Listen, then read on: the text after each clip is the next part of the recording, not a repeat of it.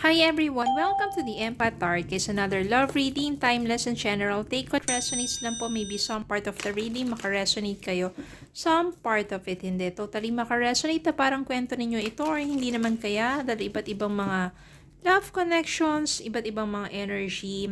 Pero tignan po natin kung ano naman ang mensahe sa reading na ito. Yung mga gabay, mga aral sa buhay, pag-ibig, and life in general.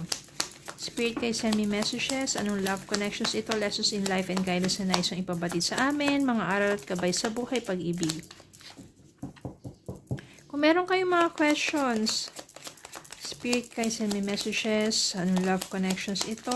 Ano ba mga aral at gabay sa buhay, pag-ibig na nais yung iparating sa amin?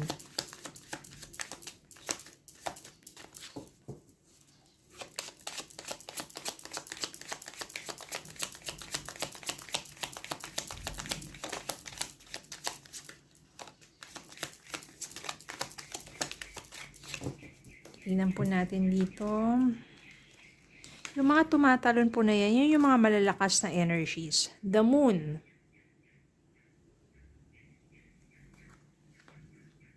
Nine of Pentacles. Nine of Cups. Queen of Pentacles. The Empress. Six of Wands. Temperance. The High Priestess. Bottom of the deck, Queen of Wands. Kuha pa tayo. Seven of Wands. And Knight of Pentacles.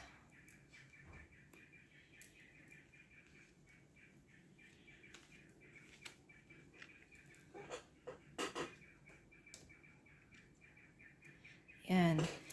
Pero ditong the Moon, ibig sabihin, medyo mysterious lang.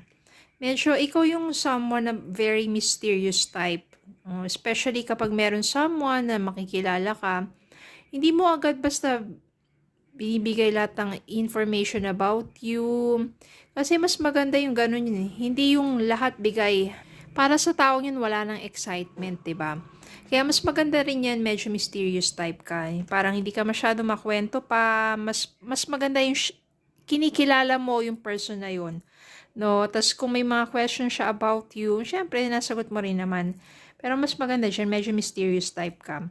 Maybe single ka sa ngayon, pero maganda ang takbo ng pamumuhay mo, maganda ang trabaho mo, maganda negosyo mo, basta maganda yung pagdating sa financial aspect ng buhay mo. So you are independent, but you are successful. Sabihin natin basta maganda.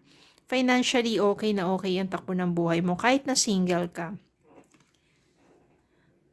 Pero syempre naghahangad ka rin naman. You have your wish na kahit parang syempre successful ka pero merong longing pa rin yung heart mo.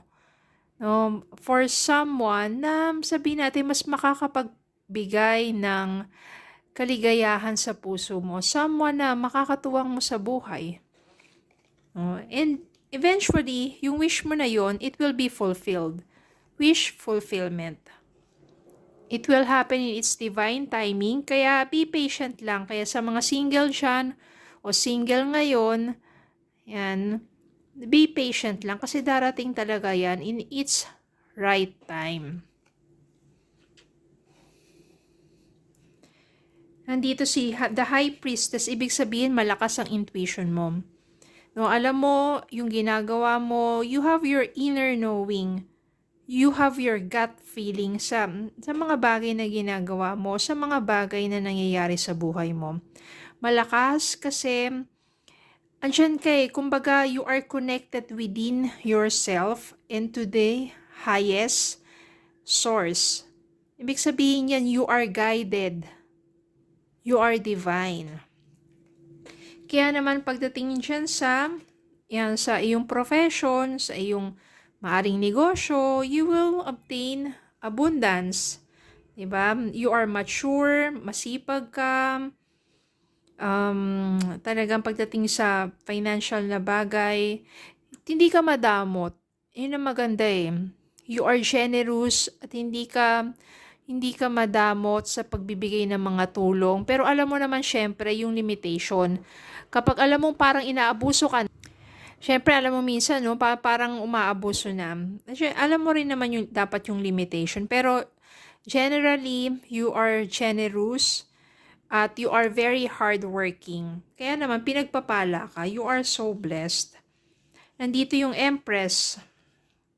Yung Empress dito meaning hindi ka na magiging single because you will have someone that you are going to nurture at magbubunga yung pagmamahalan yung dalawa. You will get pregnant, mararanasan mo yung pagiging mother, yung motherhood.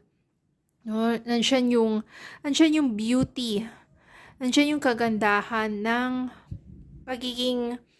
pagkakaroon mo ng isang may mabuting puso. You will be blessed more. Darating yun. Yan someone. Knight of Pentacles. Tapos Queen of Wands dito, ikaw rin yan eh. Kasi napakaganda, napakabuti ng puso mo, napakasipag mo, 'di ba? You are nurturing, mapag-alaga ka. Kaya naman sobrang attractive ka.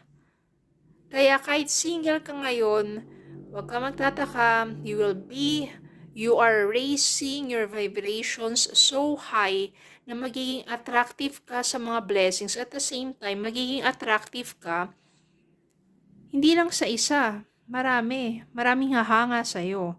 Pero isa dyan ang talagang pursigido. Si Knight of Pentacles na masipag din siya at humahanga ng lubusan sa'yo, sa mga ginagawa mo sa buhay. At magiging pursigido tong taong to na kilalanin ka at maging bahagi ng buhay mo. At magiging pursigido tong taong to na ipaglaban yung damdamin niya sa'yo. Kaya talagang huwag kang magtataka sa taong to dahil gagawin niya ang lahat. Diba? Siya na nga kasi yung makakabihag ng puso mo. Kaya yung pagiging single mo dito, magiging the Empress ka, ito na yung love. Ito na yung relationship. Tapos, it will be success. Yan. Hindi lang ito success dahil sa trabaho mo, you will get promoted.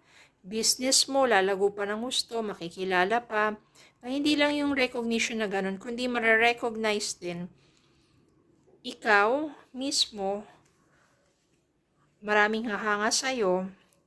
At talagang, hindi naman magtatagal na kahit single ka ngayon, di ba, magkakaroon ka pa rin ng love life in its divine timing.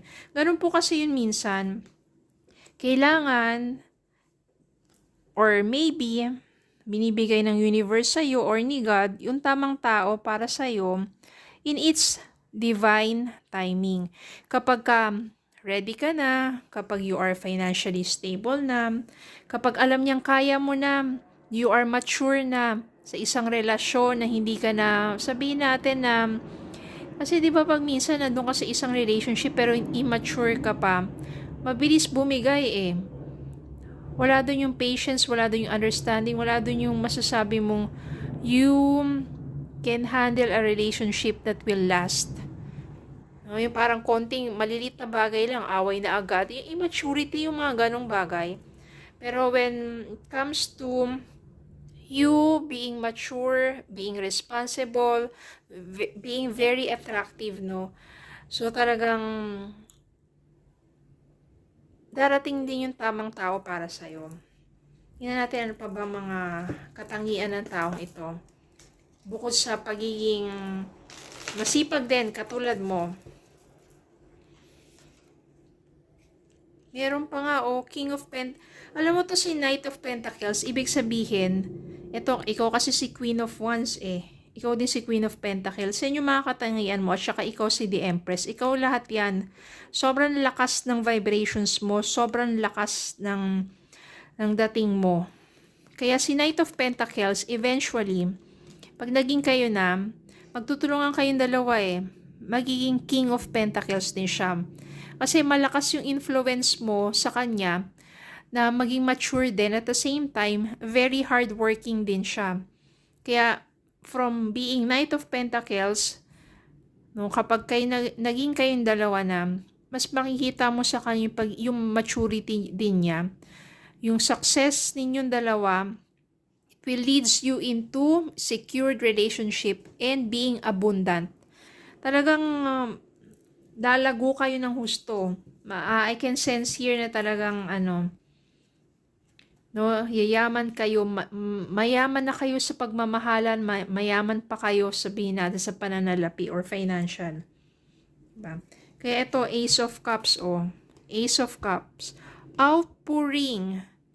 Ibig sabihin yan, new relationship. Kaya nga, dito, nang una, lumabas si Nine of Pentacles.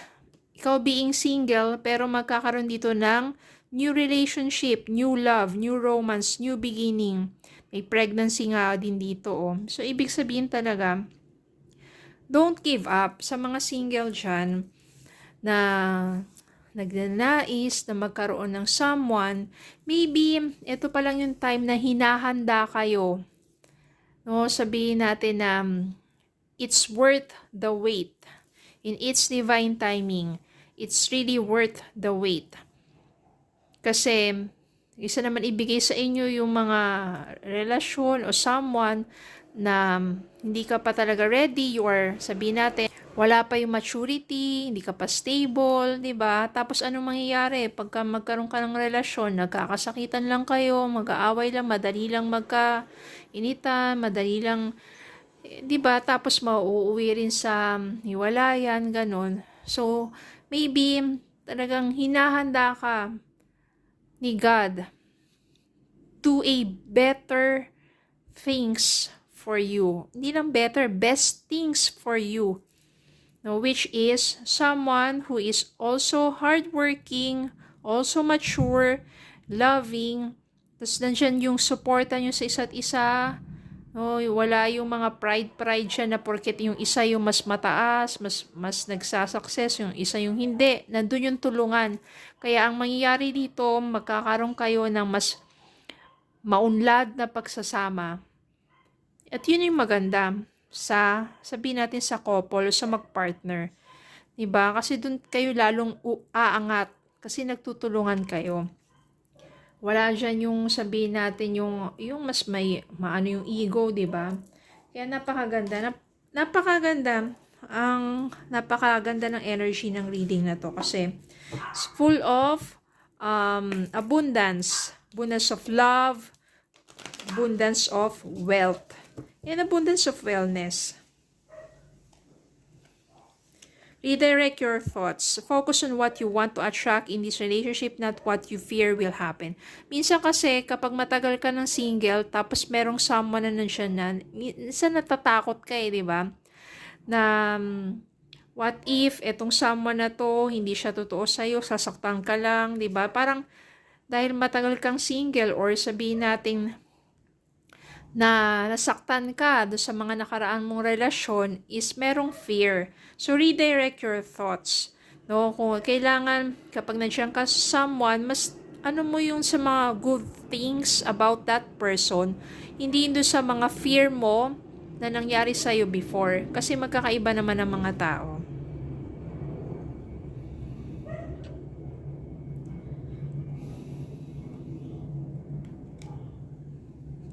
Tignan pa natin. Pa ba mga mensahe? Take a leap of faith. Only when you're willing to step out of your comfort zone will you reap great rewards. Siguro yung iba, natatakot, nasa comfort zone pa rin. Pero when you take a leap of faith, especially in loving someone, na mararamdaman mong sincere naman talaga, no, don't give up on love and just go out of your comfort zone. Take a leap of faith pagdating sa love. Okay, so yun lang po. Maraming salamat po for watching. Please don't forget to like, share, comment, subscribe, follow me on Facebook, TikTok, and YouTube. Have a good day po and God bless.